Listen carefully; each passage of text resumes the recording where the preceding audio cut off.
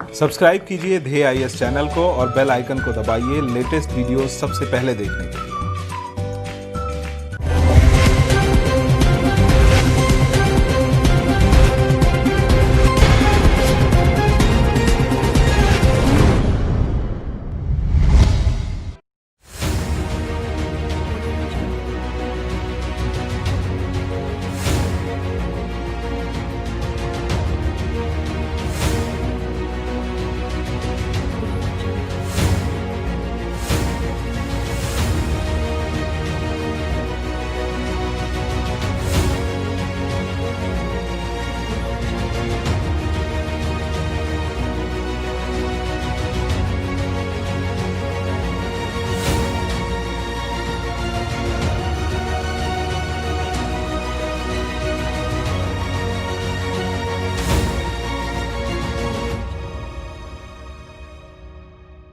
बीते बुधवार की रात दुनिया एक ऐसी घटना की गवाह बनी जिसका अंदाजा लगाना भी मुश्किल है। ये एक ऐसा ऐतिहासिक मौका था जब गूगल, फेसबुक, अमेज़न और एप्पल जैसे नामी गिरामी तकनीकी कंपनियों के चीफ एग्जीक्यूटिव ऑफिसर कई अहम मुद्दों पर सफाई देते नजर आए। इन चारों कंपनियों के सीईओ की वीडियो कॉन्फ्रेंसिंग के जरिए अविश्वास मामले या एंटी ट्रस्ट ट्रायल पर अमेरिकी कांग्रेस में डेमोक्रेट्स और रिपब्लिकन सांसदों के सामने पेशी हुई। कांग्रेस में कई सांसदों ने अलग अलग सवालों के जरिए इन्हें घेरा। 1998 में माइक्रोसॉफ्ट के एंटी ट्रस्ट ट्रायल के बाद ये पहला ऐसा मौका है जब इतने बड़े पैमाने पर सुनवाई हुई है। अमेरिकी अविश्वास उप समिति की अध्यक्षता डेविड एन सिसिलाइन ने की। इस सुनवाई के दौरान गूगल के सीईओ सुंदर पिचाई, फेसबुक के सीईओ मार्क जकरबर्ग, अमेज़न के सीईओ जेफ बेजोस और एप्पल के सीईओ टिम कुक मौजूद रहे। इस दौरान सांसदों को अलग अलग मुद्दों पर 5 मिनट के भीतर संबंधित सीईओ से सवाल पूछने का मौका दिया गया। कई बार सांसदों ने इन सीईओ की पुरानी ईमेल सामने लाकर सवाल उठाए और आरोप लगाया कि क्या वो प्रतिद्वंदियों को खत्म करना चाहते हैं, जबकि कई बार ऐसा भी देखने को मिला कि सांसदों ने अपने सवालों से इन कंपनियों के दिग्गज अधिकारियों को चुप करा दिया और फिर धन्यवाद कहते हुए बोलने का मौका ही नहीं दिया। इस दौरान गूगल को इसके सर्च रिजल्ट और जीमेल पर अमेरिकी राष्ट्रपति चुनाव को प्रभावित करने वाली नीतियों का आरोप लगाया गया। पिछले साल जून में अमेरिकी संसद की न्यायपालिका समिति ने डिजिटल बाजारों में प्रतिस्पर्धा की द्विदलीय जांच की घोषणा की थी। अमेरिकी सांसद इन अमेरिकी कंपनियों के प्रमुखों की 1 साल से जांच कर रहे हैं। इन अविश्वास जांचों का उद्देश्य ये पता लगाना है कि क्या ये कंपनियां ऐसे कार्यों में लगी हैं जिससे बाजार से प्रतिस्पर्धा खत्म की जा सके। इस जांच का मकसद है कि इन कंपनियों को डिजिटल बाजारों में एकाधिकार हासिल करने से रोकना। समिति ये भी आकलन करना चाहती है कि क्या अमेरिका में मौजूदा अविश्वास कानून, प्रतिस्पर्धा नीतियां और मौजूदा प्रवर्तन स्तर उन मुद्दों का निपटान करने के लिए पर्याप्त है या नहीं।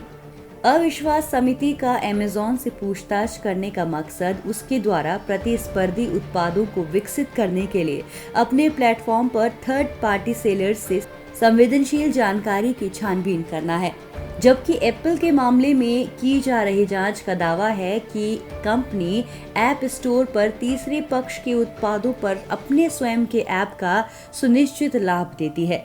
वहीं गूगल के डिजिटल विज्ञापन उद्योग में इसके प्रभुत्व के संबंध में जांच की जा रही है, जबकि फेसबुक ने हाल ही में जिप्पी, व्हाट्सएप और इंस्टाग्राम जैसी प्रमुख कंपनियों के अधिग्रहण को कंपनी को संदेह के घेरे में ला दिया है। क्या है एंटी ट्रस्ट नियम और जुर्माना?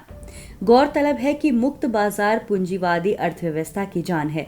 ऐसा कहा जाता है कि मुक्त बाजार में विभिन्न निर्माताओं और सेवा प्रदाताओं के बीच प्रतियोगिता होती है।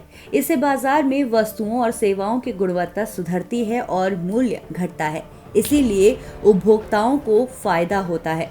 मोटे तौर पर अगर कहा जाए तो एंटी ट्रस्ट फाइन मुक्त बाजार के इस ढांचे को अपने फायदे के लिए मोड़ने वाले कॉर्पोरेट्स के खिलाफ लगाया जाता है।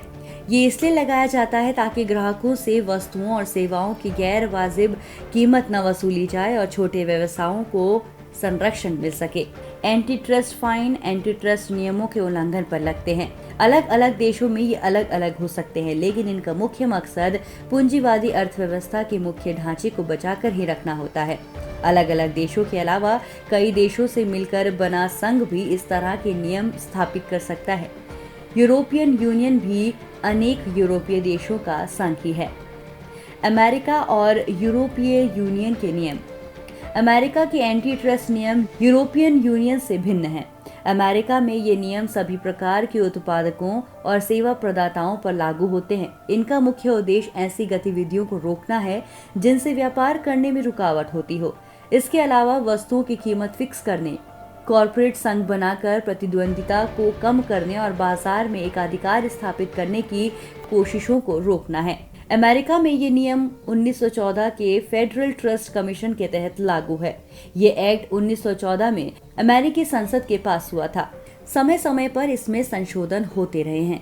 यूरोपियन यूनियन में ये नियम 1951 में पेरिस की संधि के तहत लागू हुए थे। तब से लेकर आज तक इनमें कई संशोधन हो चुके हैं। इसके साथ बहुत सी फर्मों को इन नियमों के तहत सजा भी मिल चुकी है। अगर हम इन नियमों के उल्लंघन के कुछ उदाहरणों पर नजर डालें तो इसमें रॉकफेलर के स्टैंडर्ड ऑयल का नाम सबसे ऊपर आता है। स्टैंडर्ड ऑयल ने जानबूझकर अपने तेल की कीमत को आधा कर लिया। इसके बाद बाकी लोगों को भी अपने तेल की कीमत कम करनी पड़ी। आगे रॉकफेलर ने अपने प्रतिद्वंदियों के शेयर खरीद लिए। इसके बाद रॉकफेलर के शेयर बढ़े तो उसने कम कीमत पर अधिक उत्पादन किया। इससे इतना फायदा हुआ कि रॉकफेलर ने अपने प्रतिद्वंदियों की रिफाइनरियां खरीद ली। दूसरा बड़ा उदाहरण माइक्रोसॉफ्ट से जुड़ा है। असल में माइक्रोसॉफ्ट ने अपने विंडोज में अपना ही इंटरनेट ब्राउजर जोड़ना शुरू कर दिया था। इस प्रकार उसने उपभोक्ताओं के सामने विकल्प को खत्म कर दिया था, जबकि विकल्पों का उपलब्ध होना पूंजीवादी अर्थव्यवस्था का मुख्य लक्षण माना जाता है। हालांकि उपभोक्ताओं के पास माइक्रोसॉफ्ट के उत्पाद न खरीदने का भी विकल्प खुला था, लेकिन इसके बाद भी इसे दंड के योग्य माना गया। आगे माइक्रोसॉफ्ट को $70 बिलियन का जुर्माना भरना पड़ा था। AT&T का विभिन्न भागों में विभाजित किया जाना भी एंटी ट्रस्ट पॉलिसी का उदाहरण है। असल में AT&T ने साठगांठ करके एक समय पर बाजार में अपना एकाधिकार कायम कर लिया था। सरकारी अधिकारियों ने भी इस ओर ध्यान नहीं दिया था। आगे 1974 में अमेरिका के अटॉर्नी जनरल ने इसके खिलाफ अदालत में लॉ सूट फाइल किया था। 7 वर्षों तक चली सुनवाई के बाद AT&T को दोषी पाया गया और इसका 7 भागों में विभाजन कर दिया गया। आज केवल इसके 3 भाग ही कार्यरत हैं। इस तरह देखा जाए तो बढ़ते वैश्वीकरण और निजीकरण के चलते ऐसे प्रावधानों का होना काफी जरूरी है, जिससे कोई भी एक बड़ी कंपनी मनमानी तरीके से बाजार पर कब्जा न कर सके और उपभोक्ताओं से मनमाने पैसे न वसूल कर सके। एंटी ट्रस्ट नियमों का होना बाजार में पूंजीवादी सोच को रोकता है और बाजार में किसी एक के वर्चस्व को कायम होने से रोकता है। ऐसा होने से उपभोक्ताओं को भी कई विकल्प मिलते हैं और उत्पाद भी गुणवत्तापूर्ण और वाजिब दामों पर मुहैया हो जाते हैं।